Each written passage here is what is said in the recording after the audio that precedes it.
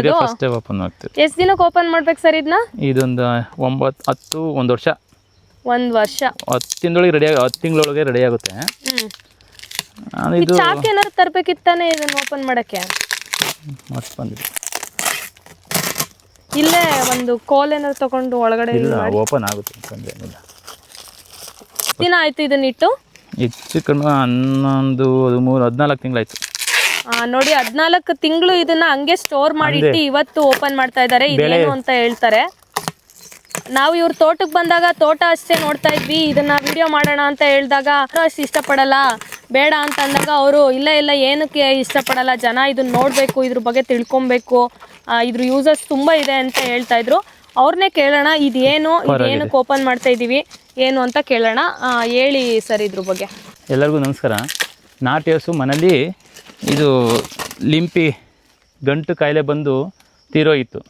ಆ ತೀರೋಗಿರೋದನ್ನ ಕರುನ ಇದು ಸತ್ತಂತ ಇದ್ರೊಳಗೆ ಹಾಕಿ ಇದಕ್ಕೆ ಬೆಲ್ಲ, ನಾಟಿ ಹಸಿಂದು ಸಗಣಿ 30 kg, ಬೆಲ್ಲ 30 kg, ಪಪ್ಪಾಯಿ ಮತ್ತು ಮಜ್ಜಿಗೆ ಇಷ್ಟೆಲ್ಲ ಹಾಕಿ ಇದು ಒಂದು ಎಷ್ಟು ತಿಂಗಳೈತೆ 14 ತಿಂಗಳಾಗಿದೆ. ಈಗ ಲಿಕ್ವಿಡ್ ಇದಾಗಿದೆ. ಇದು ತುಂಬ ಬೆನಿಫಿಟ್ ಸಿಗುತ್ತೆ ರೈತರಿಗೆಲ್ಲ, ತರಕಾರಿಗೆಲ್ಲ ಆಗ್ಬೋದು. ಇದು ಸತ್ತೋಗಿರೋ ನಾಟಿ ಹಸುನ ಇಲ್ಲಿ ಹಾಕಿದ್ದ ನೀವು? ಸತ್ತೋದ್ ಎಷ್ಟು ದಿನಕ್ಕೆ ಹಾಕಿದ್ರಿ? ಅಂದರೆ ಇದಕ್ಕೆ 14 ತಿಂಗಳಾಗಿದೆ.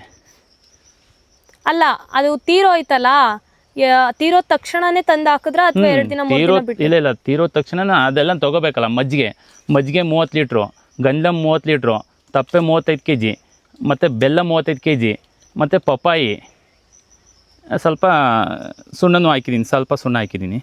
ಇಷ್ಟೆಲ್ಲ ಹಾಕಿ 14 ತಿಂಗಳು ಇದೆಲ್ಲ ಫುಲ್ಲು ಪ್ಯಾಕ್ ಮಾಡಬೇಕು. ಪ್ಯಾಕ್ ಮಾಡಿದ ಮೇಲೆ 14 ತಿಂಗಳು ಓಪನ್ ಮಾಡಿದ್ದೀನಿ. ಈಗ ನೋಡಿ ಹಿಂಗಾಗಿದೆ. ಈಗ ಲಿಕ್ವಿಡ್ ತೋರಿಸ್ತೀನಿ ರೀ. ಇಲ್ಲಿ ಏನಕ್ಕೆ ಯೂಸು, ಇದನ್ನು ಏನಕ್ಕೆ ಈ ಥರ ಮಾಡಬೇಕು ಮೇಡಮ್? ಬೆಳೆಗಳಿಗೆ ಸ್ಪ್ರೇ ಮಾಡಿದ್ರೆ ತುಂಬ ಒಳ್ಳೆಯದು. ಎಲ್ಲ ಪೋಷಕಾಂಶಗಳು ಬೆಳೆಗಳು ಸಿಗುತ್ತೆ. ಡ್ರಿಪ್ಪಲ್ಲಿ ಕೊಡ್ಬೋದು, ಮತ್ತು ಸ್ಪ್ರೇ ಮಾಡ್ಬೋದು. ಗೋನಂದೇಜ್ ಎಲ್ಲ ನಿಮಗೆ ಕೆಂದರಿ ಮಠದ ಸ್ವಾಮೀಜಿಗಳೆಲ್ಲ ಹೇಳ್ತಾರೆ, ಅದೆಲ್ಲ ನೋಡಿರ್ತೀರ. ಆದರೂ ಇದು ಹಿಂಗೆಲ್ಲ ಮಾಡ್ಕೋಬೇಕು ಅಂತೇಳಿ ಎಲ್ಲ ಫುಲ್ ಲಿಕ್ವಿಡ್ ಫಾರ್ಮ್ ಆಗಿದೆ, ತುಂಬ ಚೆನ್ನಾಗಿದೆ. ಆದರೂ ಈಗ ನೀವೇ ಸಾಕಿರೋ ಅಂಥ ಹಸುನ ಈ ಥರ ಹಾಕೋದಕ್ಕೆ ಅಂದರೆ ಸತ್ತ ನಂತರ ಈಗ ಅಂದರೆ ವಯಸ್ಸಾದ ಹಸುಗಳನ್ನ ಕಸಾಯಿ ಕನೆಗೆ ಅಂದರೆ ಕಟಿಂಗ್ ಅಂದರೆ ಕುಯ್ಕೊಂಡು ತಿನ್ನೋರಿಗೆ ಕಸಾಯಿ ಕನೆ ಕೊಡೋದಕ್ಕಿಂತ ಕೊಡೋಕ್ಕೆ ಅಂದರೆ 2000-3000ಕ್ಕೆಲ್ಲ ಮಾರ್ಕೋತಾರೆ. ಅದ್ರ ಬದಲು ನಾವು ಅದನ್ನು ನಮ್ಮಲ್ಲೇ ನೋಡ್ಕೊಂಡು ಅದು ಸಾಯೋವರೆಗೂ ನಾವು ಜೋಪಾನಾಗಿ ನೋಡ್ಕೊಂಡು ಸತ್ತ ನಂತರ ಈ ಥರ ಮಾಡ್ಕೊಂಡ್ರೆ ನಮಗೆ ಲಕ್ಷಾಂತರ ರೂಪಾಯಿ ದುಡ್ಡು ಉಳಿತದೆ.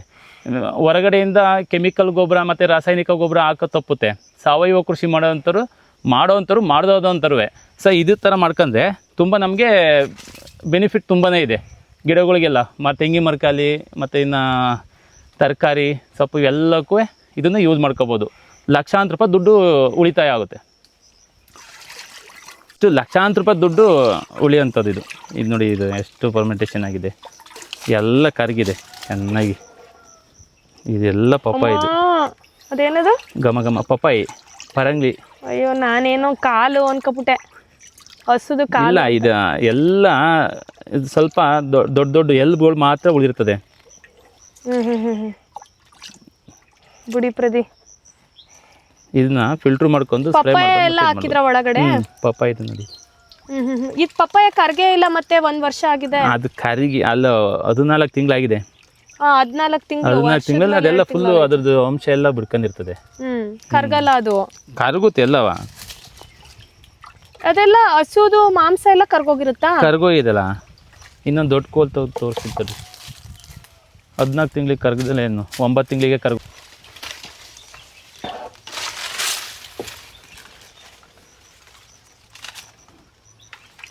ನೋಡಿ, ಮನೇಲಿ ನಾಟಿ ಹಸುಗಳಿದ್ರೆ, ನಾಟಿ ಹಸುಗಳು ಅಂದರೆ ವಯಸ್ಸಾದಂಥ ನಾಟಿ ಹಸುಗಳು ನಮ್ಮ ರೈತರು ಏನು ಮಾಡ್ತಾರೆ ಅಂದರೆ ಕಟಿಂಗ್ ಅಂದರೆ ಕಸಾಯಿ ಕಾಯಿನಿಗೆಲ್ಲ ಮಾರ್ಬಿಡ್ತಾರೆ. ಅದು ಮಾರೋ ಬದಲು ನಾವು ಇದೇ ಥರ ನಾವು ಈಗ ಸತ್ತಂಥ ದೇಹನ ಈ ಥರ ನಾವು ಡ್ರಮ್ಮು ಇಲ್ಲಾಂದರೆ ಒಂದು ತೊಟ್ಟಿ ಕಟ್ಟಿಸ್ಕೋಬೇಕು. ದೊಡ್ಡ ಕರ ಆದರೆ, ಸಣ್ಣ ಕರು ಆದರೆ ಡ್ರಮ್ ಆದರೆ ನಡೆಯುತ್ತದೆ. ದೊಡ್ಡವಾದರೆ ತೊಟ್ಟಿ ಟೇಪ್ ಮಾಡ್ಕೊಂಡು ನಾವು ಲಕ್ಷಾಂತರ ರೂಪಾಯಿ ದುಡ್ಡು ಉಳಿಸ್ಕೋಬೋದು. ತುಂಬ ಬೆನಿಫಿಟ್ಸ್ ಇದೆ. ಯಾರಿಗೋ 2000-3000ಕ್ಕೆ ಮಾರಾಟ ಮಾಡಿ ಅವ್ರು ಸಾಕಿರೋ ಅಂಥ ಕರುನ ಮಾರಾಟ ಮಾಡೋದಕ್ಕಿಂತ ಇದರಲ್ಲಿ ಹಾಕಿಟ್ಟು ಯೂಸ್ ಮಾಡಿದ್ರೆ ಅನುಕೂಲ ಆಗುತ್ತೆ. ಹೌದು. ಅದ್ರದ್ದು ಮೂಳೆಗಳ ಅಮ್ಮ ಬಿಡಿ, ಬೇಜಾರಾಗ್ತಾ ಇದೆ ನೋಡೋಕ್ಕೇನೆ. ಕಟುಕ್ರಿ ಕೊಡೋಕ್ಕಿಂತ ಇದು ಎಂತ ಬೇಜಾರು. ಈಗ ಭೂಮಿಲಿ ಉಳ್ಬಿಟ್ರೆ ಏನೂ ಅಷ್ಟು ಫೀಲ್ ಆಗಲ್ವಲ್ಲ. ಈಗ ನೀವು ಹಿಂಗೆ ಮಾಡಿದ್ರೆ ತುಂಬ ನೋವಾಗುತ್ತಲ್ವಾ. ಈಗ ನೀವು ಹಸುನ ಸಂರಕ್ಷಣೆ ಮಾಡೋರು, ನಿಮ್ಗೆ ಹಸು ಅಂದರೆ ಎಷ್ಟು ಇಷ್ಟ ಅಂತ ನಮ್ಗೆ ಗೊತ್ತು. ಅದೇ ನೋಡೋರಿಗೆ ಹೆಂಗೆ ಅನ್ಸುತ್ತೆ ಅಂದರೆ, ಇವಾಗ ಅಯ್ಯೋ ಹಿಂಗೆ ಮಾಡ್ತಾ ಇದ್ದಾರಲ್ಲ, ಅದನ್ನು ನಾವೇ ಹಿಂಗೆ ಕಳ್ಸೋಕ್ಕೆಲ್ಲ ಒಂಥರ ಮೇಡಮ್, ನಾಟಿ ಹಸು ಇದ್ರೂ ದುಡ್ಡೇ, ಸತ್ರು ದುಡ್ಡೇ. ಅದಕ್ಕೆ ನಾಟಿ ಹಸುಗಳನ್ನ ನಾವು ಸಂರಕ್ಷಣೆನೂ ಮಾಡಬೇಕು, ಸತ್ತಂತ ನಾವು ಅದನ್ನು ಉಪಯೋಗಿಸ್ಬೇಕು. ಸತ್ತಂಥ ಬಾಡಿನ ನಮ್ಮ ಜಮೀನಿಗೆ ಒಳ್ಳೆ ಎಲ್ಲ ತಲೂ ನಮ್ಮ ಹಸು ತಿರುಗಾಡ್ತಿದೆ ಅಂತಲೇ ಅಂದ್ಕೋಬೋದು, ನಾವು ಫೀಲಿಂಗ್ ಮಾಡ್ಬೋದು. ನೀವು ಹಂಗ್ ಫೀಲ್ ಮಾಡ್ತೀರಾ. ನೀವು ಯಾರಿಗೋ ಕೊಡೋದಕ್ಕಿಂತ ನಮ್ಮ ಜಮೀನಲ್ಲೇ ಹಾಕೊಂಡು ನಮ್ಮ ಹಸುದು ನಮ್ಮ ಹಸುದು ಎಲ್ಲ ಗೊಬ್ಬರ ಇದೆ. ಈಗ ಗಿಡಕ್ಕೆ ಹಾಕ್ತೀನಿ, ಆ ಗಿಡ ಅಷ್ಟು ಗ್ರೌತ್ ಆಗಿ ಬರುತ್ತೆ. ಇದು ಹಾಕಿದೆ ಗ್ರೌತ್ ಬಂದಾಗ ನಮ್ಮ ಹಸು ನೋಡಿ ಎಷ್ಟು ಗೊಬ್ಬರ, ನಮ್ದು ಹಸುನೇ ಫೀಲ್ ಮಾಡ್ಕೋಬೋದು ನಾವು. ನಮ್ಮ ಹಸು ಇಲ್ಲೇ ಓಡಾಡ್ತಾ ಇದೆ, ನಮ್ಮ ಜಮೀನಲ್ಲೇ ಇದೆ, ನಮ್ಮ ಹತ್ರನೇ ಇದೆ. ಈಗ ನಾವೇನಾರ ಸತ್ರೆ ನಮ್ಮ ಜಮೀನ ತಗೊಂಡು ಹುಡ್ಕತಿತ್ತಾನೆ.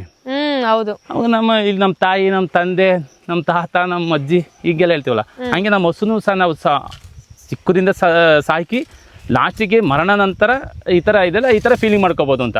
ಯಾರಿಗೋ ಕಟ್ ಮಾಡ್ತಾರಲ್ಲ, ಹಿಂಸೆಯಿಂದ ಕೊಂದು ಅದು ತಿಂತಾರಲ್ಲ, ಅದು ಪಾಪ ತಾನೆ. ಹೌದು. ಸತ್ತಾದ್ಮೇಲೆ ಅದು ನಮಗೆ ದುಡ್ಡೇ ಅಲ್ಲ, ಲಕ್ಷಾಂತರ ರೂಪಾಯಿ ದುಡ್ಡು ವ್ಯಯ ಆಗುತ್ತಲ್ಲ, ಅದು ಉಳಿತಾಯ ಆಗುತ್ತೆ. ನೋಡಿ, ತಿರುಗ್ತಾ ಇದ್ರೆ ಅದ್ರದ್ದು ಮೂಳೆಗಳೆಲ್ಲ ನೋಡಕ್ಕೆ ನನ್ಗೆ ಬೇಜಾರಾಗ್ತಾ ಇದೆ. ತಲೆಗಳು ಕಾಣ್ತಾ ಇದೆ. ಸ್ಮೆಲ್ ಏನಿಲ್ವಲ್ಲ ಮೇಡಮ್, ಯಾವ ಸ್ಮೆಲ್ ಇಲ್ಲ, ಘಮ ಘಮ ಅಂತಿದೆ. ನೋಡಿ ಎಷ್ಟು ಜನ ಇದೆ, ಅವರು ಮಾಡಿ ಮಾಡಿ ಅಭ್ಯಾಸ ಆಗ್ಬಿಟ್ಟಿದೆ. ನಮ್ಗೆ ಫಸ್ಟಿಗೆ ಆಗ್ತಾ ಇಲ್ಲ. ಅದು ನೋಡಿ, ಅದು ತಿರುಗಿಸ್ತಾ ಇದ್ರೆ ಅದು ಮೂಳೆಗಳೆಲ್ಲ ಮೇಲ್ ಬರ್ತಾ ಇದೆ, ನೋಡಕ್ಕೂ ಒಂಥರ ಬೇಜಾರಾಗ್ತಾ ಇದೆ. ಆದರೂ ಅವರು ಹೇಳ್ತಾರ ಪಾಯಿಂಟ್ ಕರೆಕ್ಟ್ ಇದೆ ಅಂತ ಅನಿಸ್ತಾ ಇದೆ. ನೋಡಿ, ನಿಮ್ಗೇನು ಅನಿಸುತ್ತೆ ಕಾಮೆಂಟ್ ಮಾಡಿ ಈ ವಿಡಿಯೋ ಬಗ್ಗೆ. ನೀವು ಇದನ್ನು ಅಳವಡಿಸ್ಕೊಳ್ಳಿ. ಇದಕ್ಕೆ ಸರ್ಕಾರನೂ ಕೂಡ ಸಪೋರ್ಟ್ ಮಾಡುತ್ತೆ. ನೀವು ಸರ್ಕಾರಿ ವೆಟನರಿ ಹಾಸ್ಪಿಟಲ್ಗಳು ಕೂಡ ಕಾಂಟ್ಯಾಕ್ಟ್ ಮಾಡಿ ಇದ್ರ ಬಗ್ಗೆ ಮಾಹಿತಿನ ತಿಳ್ಕೊಬೋದು. ಏನೇನು ಹಾಕಿದ್ರೆ ಯಾವ ರೀತಿ ಮಾಡ್ಕೋಬೋದು ಅಂತಲೂ ನೀವು ತಿಳ್ಕೊಬೋದು. ಈ ವಿಡಿಯೋನ ಪೂರ್ತಿ ನೋಡಿ. ವಿಡಿಯೋ ಇಷ್ಟ ಆಗಿದ್ರೆ ದಯವಿಟ್ಟು ಲೈಕ್ ಮಾಡಿ, ಮತ್ತು ಇದೇ ರೀತಿ ಹೆಚ್ಚಿನ ವಿಡಿಯೋಗೆ ಸಬ್ಸ್ಕ್ರೈಬ್ ಮಾಡಿ. ಏನೇನು ಹಾಕ್ಬೋದು ಅಂತ ಹೇಳಿದ್ರಿ ಅಲ್ವಾ? ಎಷ್ಟೆಷ್ಟು ಹಾಕ್ಬೋದು ಅಂತ ಹೇಳಲಿಲ್ಲ. ಹಸು ಅಂದರೆ ನಾಟಿ ಹಸು ಸತ್ತ ನಂತರ ಎಷ್ಟು ತೂಕ ಇದೆ ಅಂದಾಜಿಗೆ ಸರಿಸಮವಾಗಿ ಹಾಕೊಂಡು ಹೋಗ್ಬೇಕು. ಹಸಿನ ತಪ್ಪೆ ಮತ್ತು ಗಂಜಲ. ಈಗ 40 kg ಇದೆ, ಒಂದು 35 ಲೀಟ್ರು ಗಂಜಲ ಮತ್ತು 35 ಲೀಟ್ರು ಮಜ್ಜಿಗೆ ಹಸಿಂದೇ ಆಗಬೇಕು, ನಾಟಿ ಹಸಿಂದೇ ಆಗಬೇಕು. ಆದಮೇಲೆ ಬೆಲ್ಲ, ಸ್ವಲ್ಪ ಒಂದು ಉಪ್ಪು, ಮತ್ತು ಇದು ಸ್ಮೆಲ್ ಬರ್ದಂಗೆ ಪಪ್ಪಾಯ ಹಾಕ್ತಾರೆ. ಇಷ್ಟೆಲ್ಲ ಹಾಕ್ಬೋದು. ಇಷ್ಟೇನ ನೀವು ಹಾಕಿರೋದು? ಇಷ್ಟ್ರ ಮೇಲೆ ಇನ್ನೇನು ಹಾಕಿಲ್ಲ. ತಿರುಗಿಸ್ತೀವಿ ಮೇಡಮ್, ಇದು ಫಸ್ಟ್ ಅಲ್ವಾ? ಕೊಡಿ, ನಾನು ತಿರುಗಿಸ್ತೀನಿ. ಬೇಡ ಬಿಡಿ, ನಂಗೆ ಭಯ ಆಯ್ತೈತಿ.